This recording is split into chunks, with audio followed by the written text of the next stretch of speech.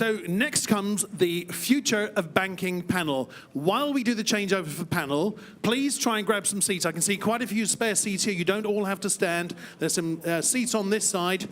If you don't move across, we're going to lean over in the building. So now the next panel. The panel is actually being led by Sebastian Beierholt, who was founder of the now famous Amiando. So I think I've been to more events that Sebastian's company has organized. Sebastian, I think you probably managed millions of identities through the Amiando platform over time.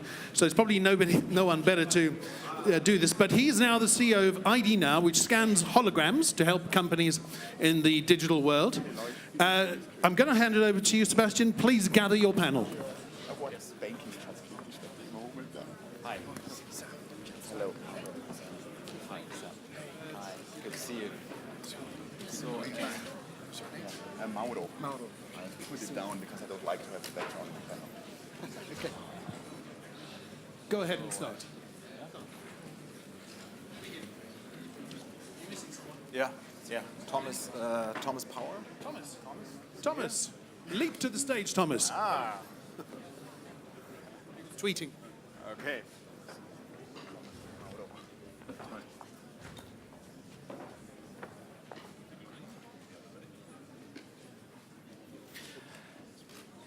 Yes, hello everyone. Very glad that after lunch there's a full packed room here upstairs. And we are going to talk about the future of banking, how digital, how distributed ledger technology and artificial intelligence will lead the way in banking. And I have 4 panelists on stage that I would like to introduce real quick, and then they will also give a brief introduction themselves. We have here Thomas Powers from Thomson Reuters, from 9 Spokes. We have Sam Chadwick from Thomson Reuters. We have Mauro Castellini from Bank Frick, and we have Markus Locher from Credit Suisse.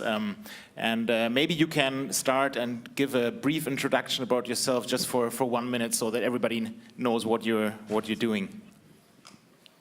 Hi, good afternoon. Thank you. Thank you for the invitation. I work for a New Zealand software company called 9 Spokes. We're based in Auckland. We're 120 people, and we supply the bank's white label platform for their small businesses. All of the banks that we supply around the world are very interested in tokenizing the relationship with their small businesses, so that's why we're here to learn. I asked Charles Hoskinson from Cardano his point of view, and he said most of the banks are now approaching him to talk about how they want to tokenize the relationship with their small businesses and SMEs. So we're here to learn how that works. Thank you. Good afternoon, everyone. My name is Sam Chadwick. I work at Thomson Reuters, and I'm in the innovation team. My responsibilities are for our blockchain strategy, digital identity, crowdfunding, and artificial intelligence increasingly. That's my day job, and by night I work with Oliver, who you just heard from, as a board member of the Crypto Value Association. Hello together, I'm Mauro Castellini, head of blockchain and payment service providers at Bank Frick, and I'm the responsible guy for all the blockchain, crypto, DLT things we are going on at Bank Frick at the moment. Okay. Hello, I'm Markus Locher. I lead the strategy and projects group for Credit Suisse in Switzerland, and as part of that we obviously also look at blockchain, AI, open banking, everything that we are also excited about here in this room. Okay, great. Thank you very much. Myself, I'm Sebastian, and yes, as already mentioned, co-founder and managing director of ID Now. And so we start with the first question, and I think everybody wants to know how DLT and AI affects the banking industry at most. I mean, it is out set to revolutionize the banking industry, and so. I would like to know what do you think? What are the areas most affected by DLT and AI? And maybe, if possible, you can separate the bit two, because they're quite different technologies.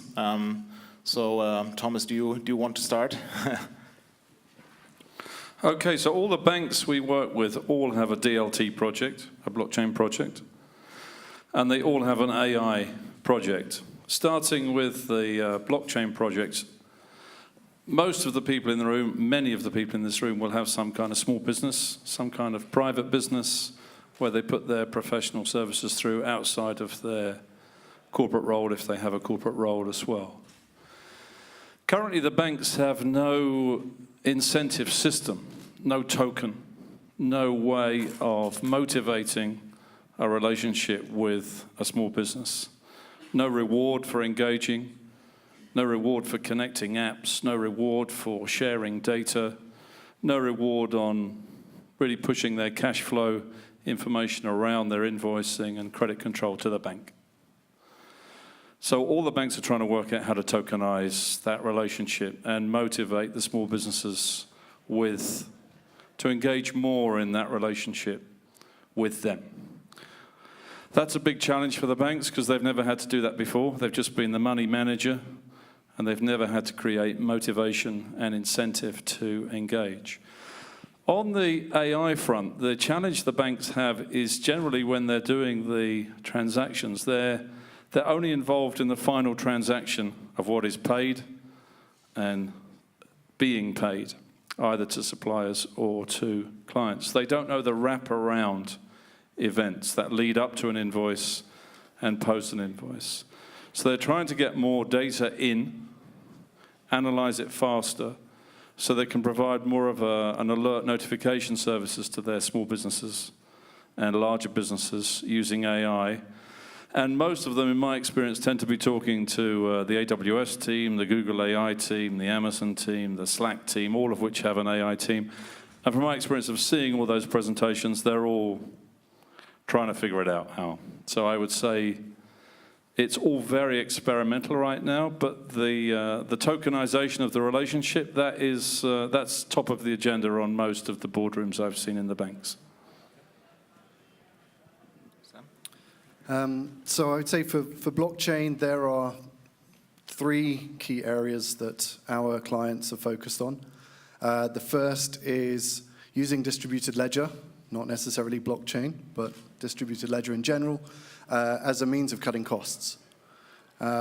It's going to be the first time where you can eliminate quite a bit of the back office cost by having what is effectively a shared service between organizations.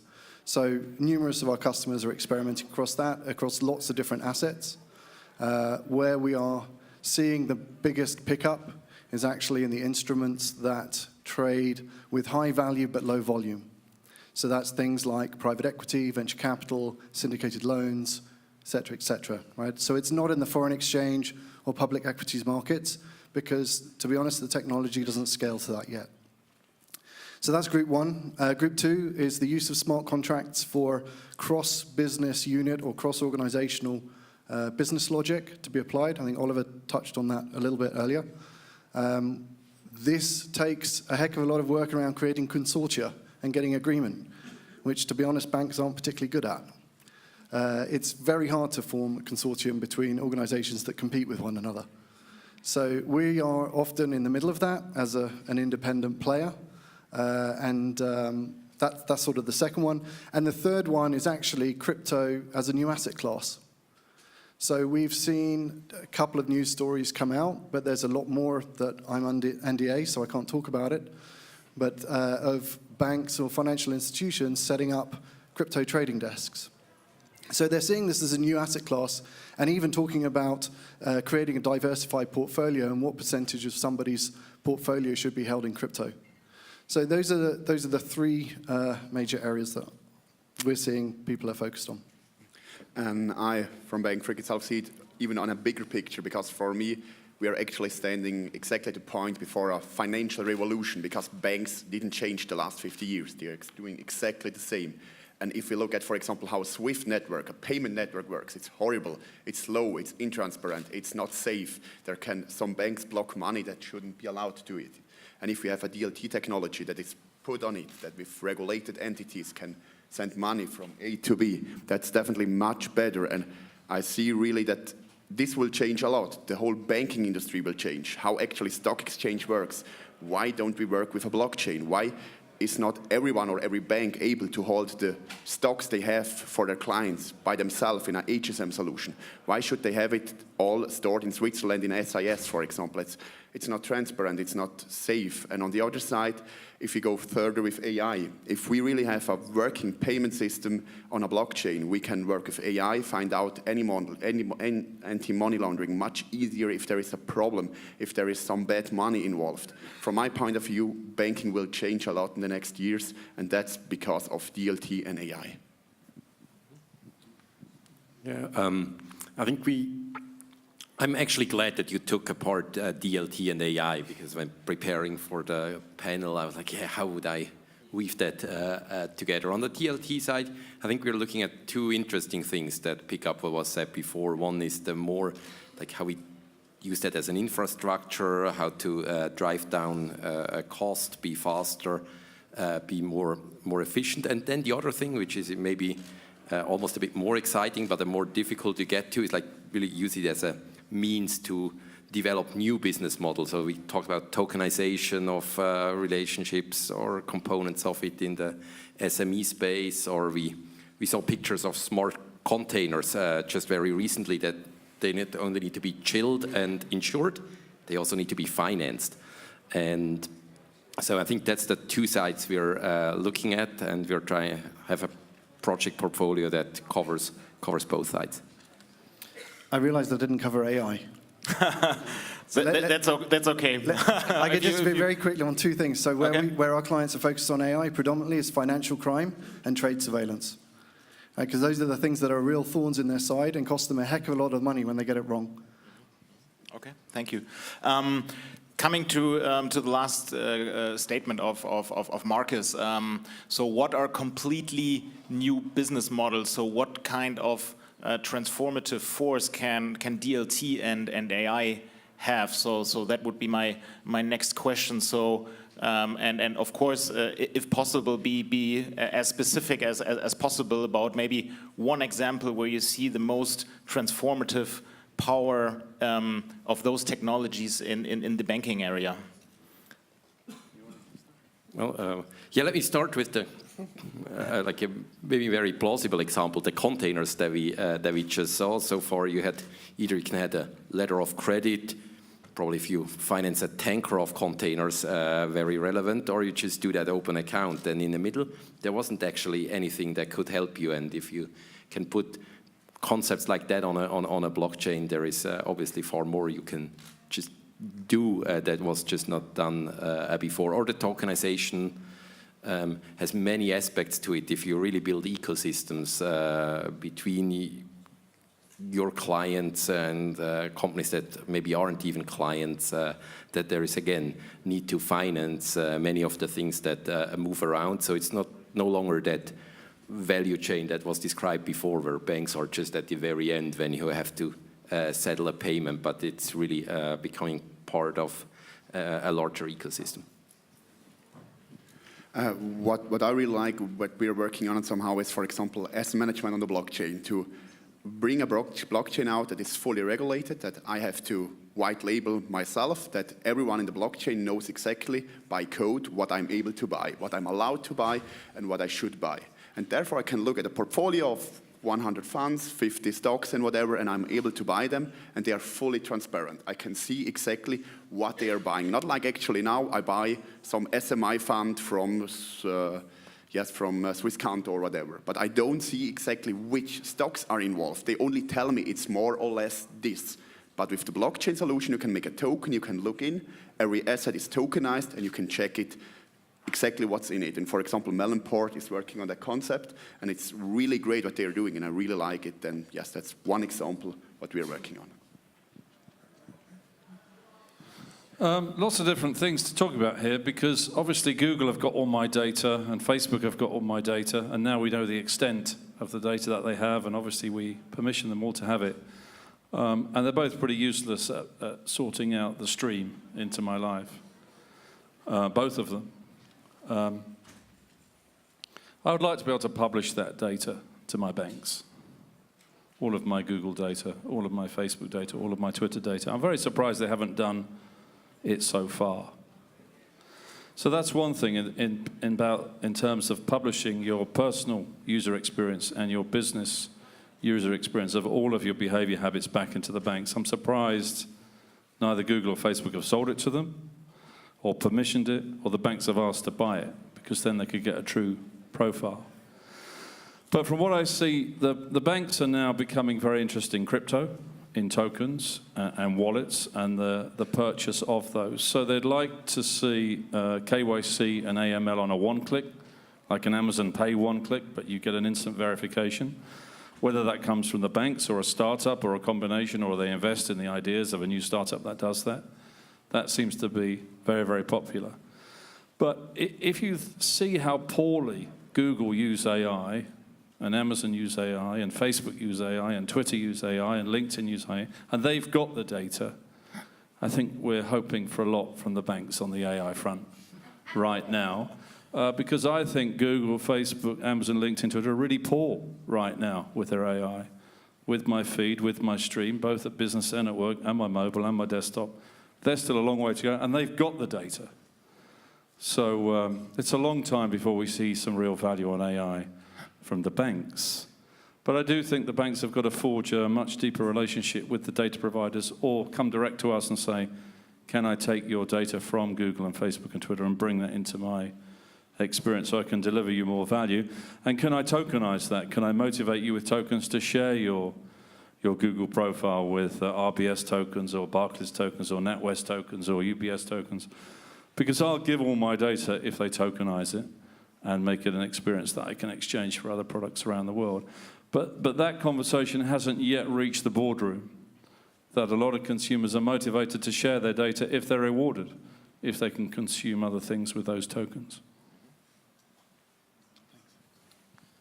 All right, this may be a bit controversial. I mean, so listening to most of the pitches, not necessarily just from today, but in general in the space, they're not actually creating new business models at all. All they're doing is saying, here's an existing model that I'm now going to do on the blockchain. That's great, but if you're not using the guarantees that a blockchain provides you that other technology doesn't, then you haven't created anything new. So when I talk with startups and banks who love throwing blockchain at things because it means that they get funding internally, as opposed to other projects which don't get any funding. If you do it on the blockchain, we're going to get it funded, even if we didn't need a blockchain. I asked them three things, right? Are you taking advantage of the three guarantees? Right? The guarantee that the data is going to be available to you, because it's decentralized, so nobody can hide it away from you. Number two, that data is immutable. And number three, that you have guaranteed computation, i.e. if you're running a smart contract, you're not reliant on a single party that might not be there tomorrow to run it. And if you're not taking advantage of those three guarantees, you are overpaying for the technology solution that you're applying. And I can see lots of heads nodding in the audience. So this is really important, because this, I think, means that actually, if you have a look at inflection, what are the new business models? We haven't seen many yet, if any, really, of people taking advantage of those three guarantees to provide something meaningfully different that couldn't be done if you just trusted a centralized party. And I know people love bashing the banks, but in the end, you're either going to sell to them, you're going to get acquired by them, or you're going to compete with them. So 2 out of those 3 options mean that you should actually like the banks. So think about that when you think about new business models, and are you really creating something new? And to be honest, I haven't seen anything that's materially different, but other than just a regular business model on the blockchain. Yeah. Thank you. Still coming back to even applying existing business models and how they can be changed or enhanced by those technologies.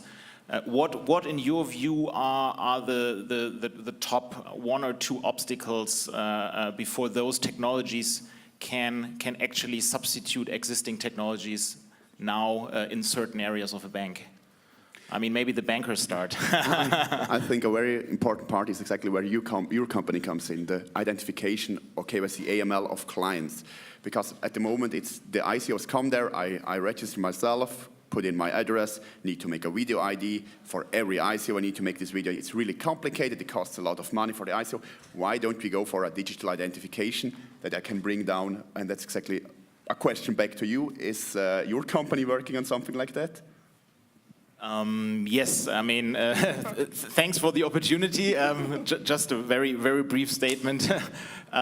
Yes, so we first work on easier ways than a video identification, of course. So it's a rather automated, probably not one click, but rather highly automated and fast photo-based identification. And also we were working on reusing identifications. However, this is not very easy because a lot of regulators prevent us from doing so. So that's also here be a regulatory question. Maybe I go next only because I'm following on the topic of identity, and this is in the artificial intelligence space. If any of you have tried any of this tech, then quite a lot of it relies on information extraction from unstructured text. And if you're performing that, then you need to actually identify the entities that you're extracting. So Cisco acquires some company, your machine has to recognize that that's Cisco and some company and that an acquisition happened, right? Otherwise, the text you're extracting is meaningless and you can't really do any AI with it.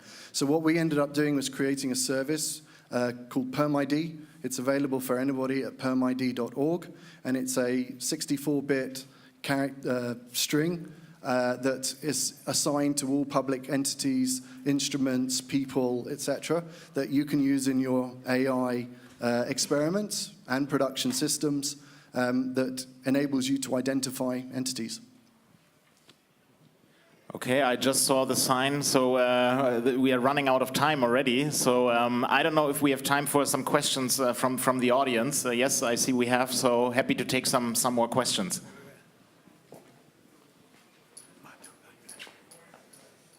Where is the microphone ninja? It's me. Raise your hand, who is it? Please say who you are and your question. Sure. Hi, my name is Malcolm Flack. My question is more geared towards, I think, Mr. Chadwick about tokenizing small businesses for banks. Oh, sorry. So you were talking about a reward structure, either one of you, I guess. Yeah. But anyways, yeah, you were talking about a reward structure that you could do by tokenizing for these small businesses. Were you thinking that's more of a claim on revenue or product or something to that effect, or what exactly do you think that reward would be? Well, I think when you first engage with your bank as a small business, you have to set your account up. You've got to go through your AML and KYC. You've got to do all of those things. That's quite laborious, both on mobile app and on desktop. Sometimes you have to go into the branch. Sometimes you have to take passports, utility bills, and so on. All of that is a pain. So I see all of that as motivated by tokens to get over that pain. Then once you're on board, you're then going to start connecting your apps into your dashboard, your Xero, your Sage, your Intuit, your Google, your Facebook, your Twitter, so that you can motivate all of those apps to be connected so you can run your business on your dashboard. I see all of that as incentivized by tokens. And then I think beyond that, you've got a lot of small businesses who still run their businesses on Excel or Google Sheets and have no desire to upgrade to Xero or Intuit or Sage or Free Agent or one of the accounting apps. So that needs tokenizing, otherwise they'll never upgrade. So I can see tokens for that. So any form of data sharing, we see tokens for that. And then beyond that, you've got other reasons why you might want to have tokens to bring in your friends to that particular bank, to run events, to take part in events, to push the education and the motive of using that particular supplier to everybody in your network. But the blockage area I see is on the identity. Up until last week, we kind of trusted Facebook with our identity. And I like to think we still do. Although, obviously, there's rumors of what's going to happen to Facebook proliferating very quickly. But the identity we've chosen to give it to Facebook and Google primarily, a little bit of Twitter and a little bit of LinkedIn, it seems to make sense to me that ultimately the KYC and the AML is going to be held in there, that they will not let anybody take that data war, identity war away from them. So I don't know whether that's going to be a relationship between the social platforms and the banking platforms, because right now that's quite hard to roadmap into the future. So I don't know on identity where the tokens will reside. Will we have GooCoin, FaceCoin, Amazon, TweetCoin, or will we have the banking equivalents? That's the bit to me that's blurry, grey. But we do need a solution there because we have trusted our data to those 4 data providers, our identity. So it's natural for that to be KYC and AML follow-on. Sorry, such a long answer. But if I knew it better, I'd say it. And he's Mr. Chadwick. Thank you. I'm afraid we don't have any more time for any other questions because we're running a little bit late. Would you mind wrapping up your panel? Yes, thank you very much. So I think as we saw, so there are many interesting approaches. However, still very early the adoption of those technologies. So it will be very interesting to see and what are the first real mainstream use cases within banking. I think in AI we have seen some applications in the trading sector already. But for DLT, certainly we have to wait for the first big mainstream projects of the banks. And so yes, thank you very much all, and thank you for the panelists. Yes, have a good day. Bye bye. Thank you very much.